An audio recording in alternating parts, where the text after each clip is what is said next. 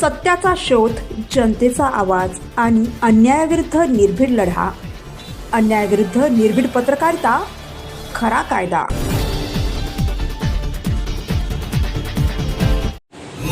सेनगाव तालुक्यात वीज कोसळून तरुण शेतकऱ्याचा मृत्यू. पेरणीपूर्व मशागत करत असताना काळाचा घाला. भानखेडा गावावर शोककळा.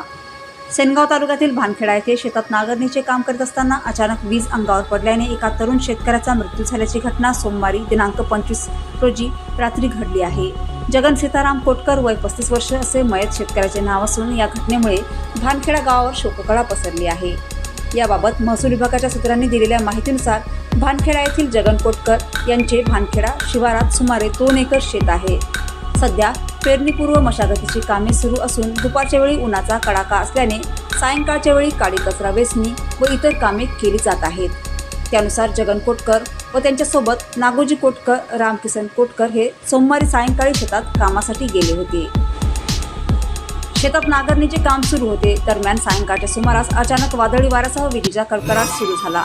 यावेळी शेतात काम करीत असलेल्या जगन यांच्या अंगावर वीज कोसळल्याने त्यांचा जागीच मृत्यू झाला. मात्र सुदैवाने नागोजी व रामकिसन हे दूर अंतरावर असल्याने त्यांना विजेची झळ बसली नाही. या घटनेची माहिती मिळाल्यानंतर गावकऱ्यांनी घटनास्थळी धाव घेतली.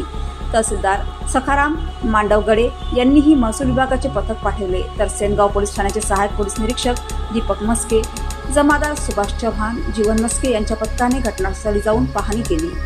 दरम्यान मयत जगन यांचा मृतदेह उत्तरीय तपासणीसाठी सेनगाव येथील ग्रामीण रुग्णालयात दाखल करण्यात आला आहे. या घटनेमुळे भानखेडा गावावर शोककळा पसरली आहे. मयत शेतकरी जगन कोटकर यांच्या पश्चात आई, पत्नी, एक मुलगा, भाऊ असा परिवार आहे.